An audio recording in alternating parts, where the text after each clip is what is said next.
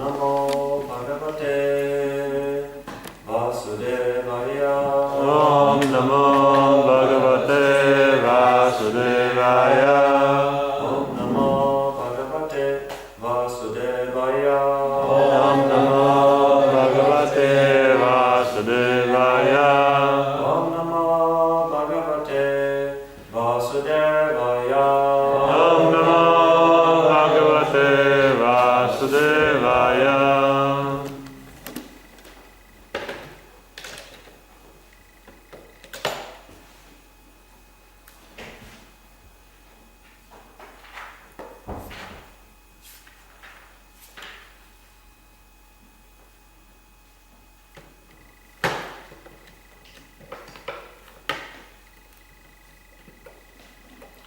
Reading from Srimad Bhagavatam, Canto 6, Chapter 1, Text 15. Kechit kevalaya bhaktya. Kechit kevalaya bhaktya. Kechit kevalaya bhaktya. Kechit kevalaya bhaktya. Vasudeva parayanaha.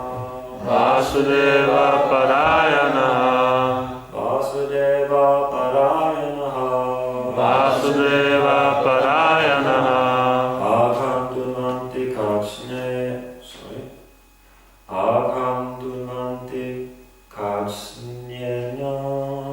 Aghamdunvanti karsnena.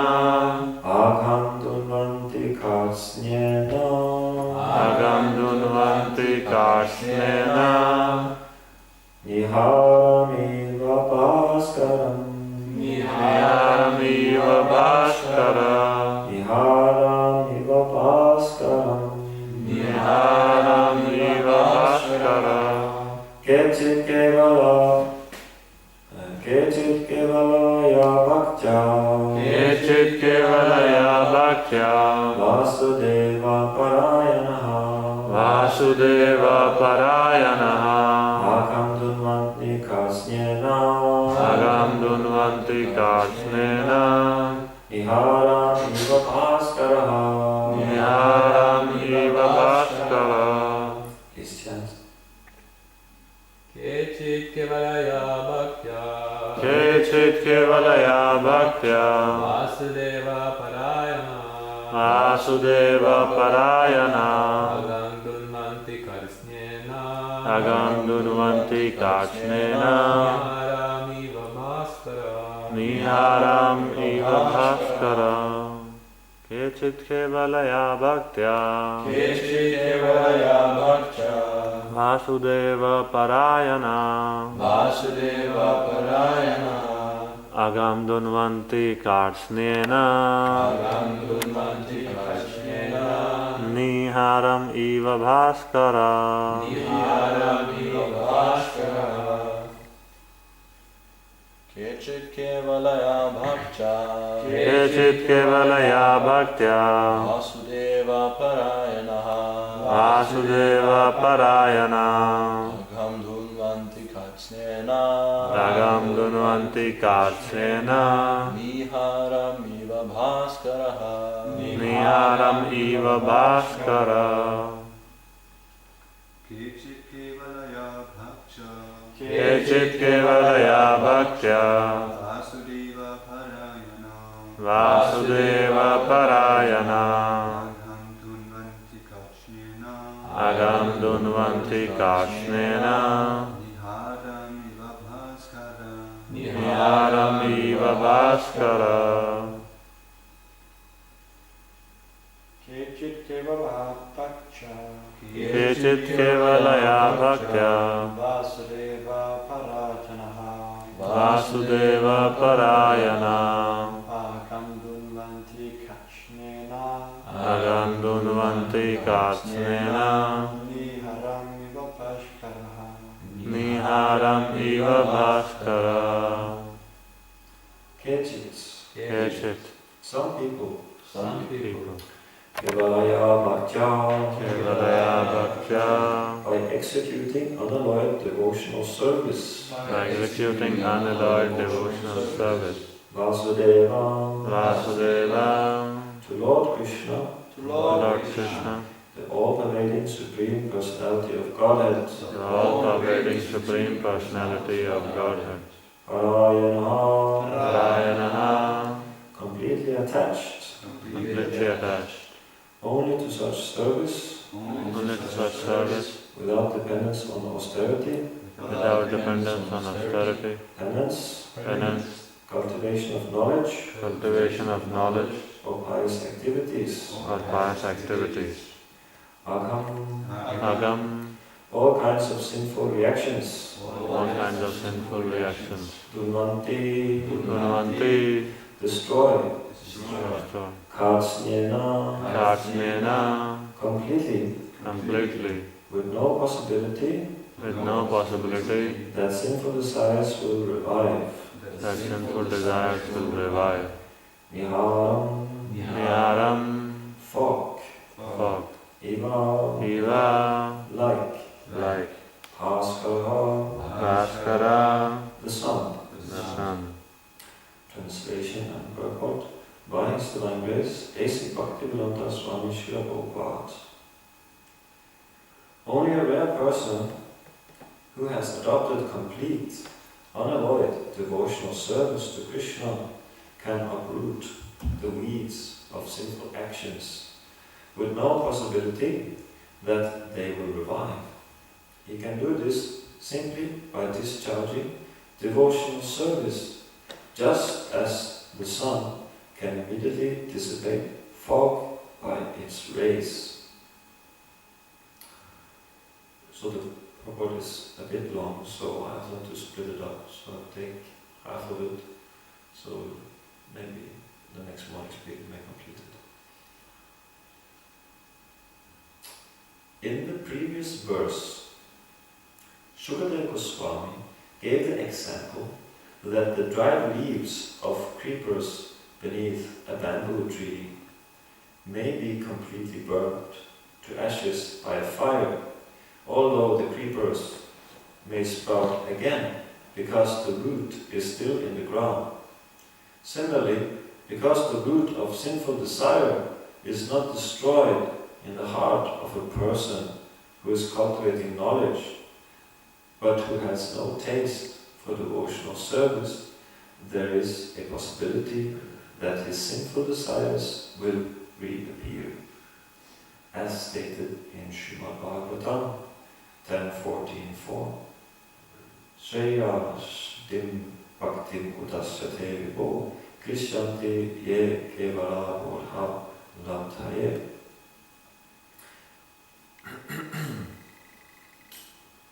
Speculators who undergo great labor to gain a meticulous understanding of the material world by distinguishing between sinful and pious activities, but who are not situated in devotional service, are prone to material activities. They may fall down and become implicated in fruitive activities. If one becomes attached to devotional service, however, his desires for material enjoyment are automatically vanquished without separate endeavor. Bhakti Pareshanubhavu Virakti Anyatya Cha. If one is advanced in Krishna consciousness, material activities, both sinful and pious, automatically become distasteful to him. That is the test of Krishna consciousness. Both pious and impious activities are actually due to ignorance, because a living entity, as an eternal servant of Krishna, has no need to act for his personal sense gratification. Therefore, as soon as one is reclaimed to the platform of devotional service, he relinquishes his attachment for pious and impious activities and is interested only in what will satisfy Krishna. This process of bhakti, devotional service to Krishna, Vasudeva Parayana, relieves one from the reactions of all activities, Since Maharaj Parikshit was a great devotee, the answers of his guru, Shukadeva Goswami, concerning Karma Kanda and Jnana Kanda could not satisfy him. Therefore, Shukadeva Goswami, knowing very well the heart of his disciple, explained the transcendental bliss of devotional service.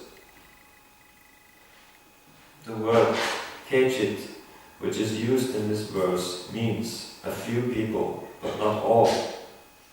Not everyone can become Krishna conscious. As Krishna explains in Bhagavad Gita 7.3, Manushyanam sahasreshu kaschit yatati siddhaye yatatam apisiddhanam kaschin mam eti tattvataha. Out of many thousands among men, one may endeavor for perfection, and of those who have achieved perfection, hardly one knows me in truth. Practically no one understands Krishna as he is, for Krishna cannot be understood through pious activities or attainment of the most elevated speculative knowledge. Actually, the highest knowledge consists of understanding Krishna. Unintelligent men who do not understand Krishna are grossly puffed up, thinking that they are liberated or have themselves become Krishna or Narayan. This is ignorance. To indicate the purity of bhakti, devotional service, Srila Rupa Goswami says in Bhakti Rasamrita Sindhu, Anya vilasita shunyam, jnana karmadi anavritam, anukulyena krishnanam, shilanam bhakti uttamam. One should render transcendental loving service to the Supreme Lord Krishna favorably and without desire for material profit or gain through fruitive activities or philosophical speculation. That is called pure devotional service. Srila Rupa Goswami further explains that bhakti is kleshagni shubhada, which means if one takes to devotional service, all kinds of unnecessary labor and material distress cease entirely, and one achieves all good fortune. Bhakti is so powerful that it is also said to be moksha lagurta krit.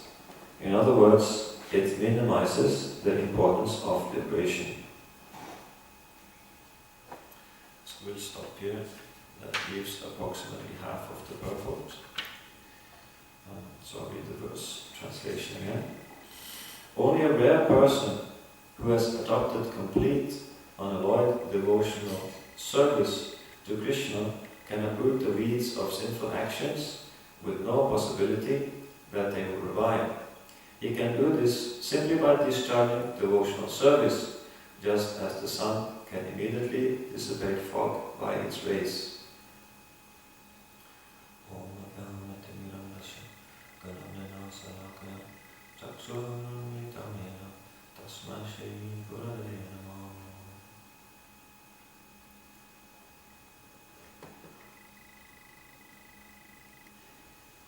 So the first thing which is mentioned here, there's only a rare person who has adopted complete unalloyed devotional service to Krishna can uproot the weeds of sinful actions. So Krishna also says in little verses stated by Srila Prabhupada in the purport here, Manushyanam sahasreshu kasti yatati siddhaya yatatam apisiddhanam kasti mam iti tattvataha. So this is also said by Krishna in Bhagavad Gita, that it's only a rare person actually that fully understands Krishna as he is. So what do we take from that information? Well, for the first of all, we should realize and understand that the attachments of the conditioned soul to fruitive activities and speculation, karma, jnana, is very deep. It's not you can say, a small thing. And they said that these seeds of sinful desires, that they've accumulated in the heart as heaps of garbage, like that. And it's a huge mound. Sometimes even it is said that this accumulation of sin in the heart is like a huge mountain. So, for that reason, it's not easy. It's not so easy to become rid of these attachments, because it's a very rare person, as it is said. So that should be understood, that Krishna is not cheap in that sense. It will require something. It's not that we can Krishna will give himself to someone who is not fully surrendered. He said, Mam ekam sharanam vaja sarva dharma parityaja. He says, give up all kinds of religion, all kinds of dharma, sarva dharma parityaja, and surrender to me. So Krishna, it said about Krishna that he demands full surrender. That it's not possible to satisfy Krishna by half surrender. Like we keep like some material interest for ourselves and then do a little bhakti. It's not that Krishna will be satisfied with that. As says most often in a mundane religious understanding, it is unfortunately an understanding that yes, God is there far away, I am here, I have my needs here in my situation, and basically God will help me. I will approach God to help me so that I may have my material interest satisfied. So that is keeping Krishna as the order supplier. There's a verse in Bhagavad Gita where Prabhupada states this is a faulty thing. Generally, religious people, they keep Krishna as the order supplier. That I need this, so if I do bhakti, there's a good chance I will get it. No, I'll be in a better position to get this if I chant my rounds nicely, or you can say, do everything properly, like that. That will also give me some material success. So this, you can say, this idea, you can say, that will not be satisfying to Krishna. Krishna will not give himself when this understanding is there. So he says, Sarva Dharma Parityanam, give up all of that. And the clue that we get, which is the goal, which is the proper understanding, is also revealed here by Srila Prabhupada. Because he says, let me see if I can find this.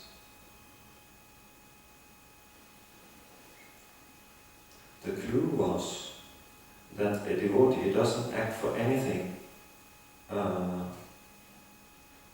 than the sat. Yes, it is here. That is the test of Krishna consciousness. Both pious and impious activities are actually due to ignorance, because a living entity, as an eternal servant of Krishna, has no need to act for his personal sense gratification. Therefore, as soon as one is reclaimed to the platform of devotional service, he relinquishes his attachment for pious and impious activities and is interested only in what will satisfy Krishna. So there we have the proper understanding that one who has actually been relieved from his attachment to jnana and karma, that he is only interested and has come to the platform of devotional service, he is only interested in acting in such a way that will satisfy Krishna. That's the profit calculation, so to say. In the material world, we calculate our profit according to our sense gratification. What do we get out of it? Sense gratification here and now, or sense gratification after some time? Like that. It is, what's these words? The technical words for this is prayas and shreyas, isn't it? Prayas being the immediate sense gratification, and shreyas being the sense gratification in the future. So that's how we calculate our profit here in the material world, how we can maximize that profit. But in the spiritual world, so to say, the profit calculation is not like that. The profit calculation is what will satisfy Krishna. Because in the spiritual world, they have realized one principle of Krishna consciousness, and that is that Krishna is the root of the tree, and we are all parts and parcels of Krishna.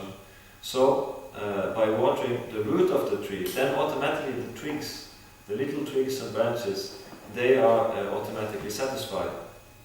So that's for their profit calculation in the spiritual world, that what will satisfy Krishna, that will satisfy me. So I don't have to worry separately for my personal satisfaction.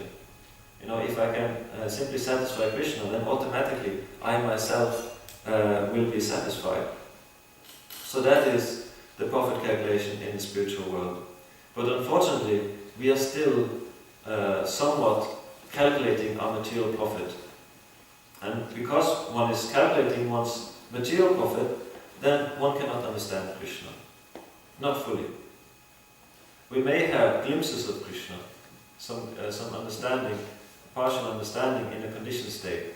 But the full understanding, to live in Krishna always without a doubt, that's not possible as long as one keeps some portion for material profit for oneself. So that's why it is said here that only a rare person who has adopted complete, unalloyed devotional service to Krishna can uproot the weeds of sinful actions with no possibility that they will revive. And actually, we can, for a very practical point, we can relate this to our chanting. Because we may have experienced that when we chant, our mind is invaded by different types of ideas for sense gratification. So actually, our battlefield against these sinful desires and our real practice to fix our minds on Krishna, the essential part of that is when we chant.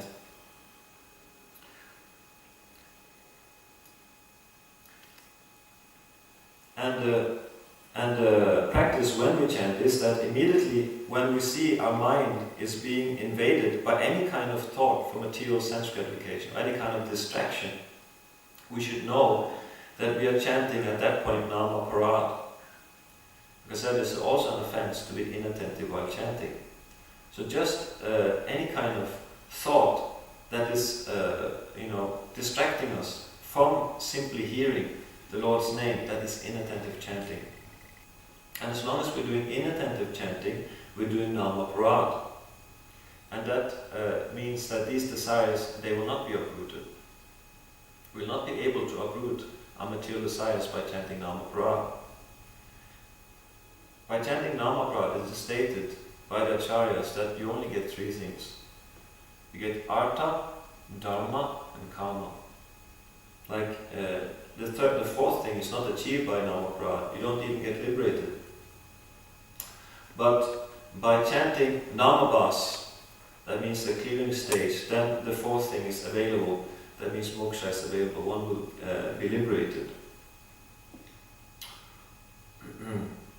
So this inattentive chanting, this is our main battleground to root out these weeds of sinful actions. When we climb up to the point of Namabhas, when there's no inattention, when we are free from offenses. Namabhas means free from offenses, there's no inattention there.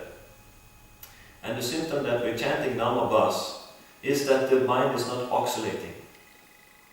And he said, this is from Govinda Swami, he says that when you chant the holy name, your mind oscillates. I mean, the mind is flickering. That is Namaparada. When Namabhas is there, only thought of Krishna should be there. Nothing else should be in the mind. Only Krishna should be there. So that's actually why it's so difficult. But who can do this? Who can chant and only have Krishna in the mind when they chant? Who's able to do that? So therefore we should know, it is said here, that only a rare person, because it does take some endeavor. It doesn't come by itself. It doesn't come half-heartedly. No, it comes only for those who have achieved the great determination, and that is said in the Bhagavad Gita. I would like to consult the Bhagavad Gita for that verse, because I might not know it exactly by heart. It's in the 7th chapter. Today's on 28, it should be.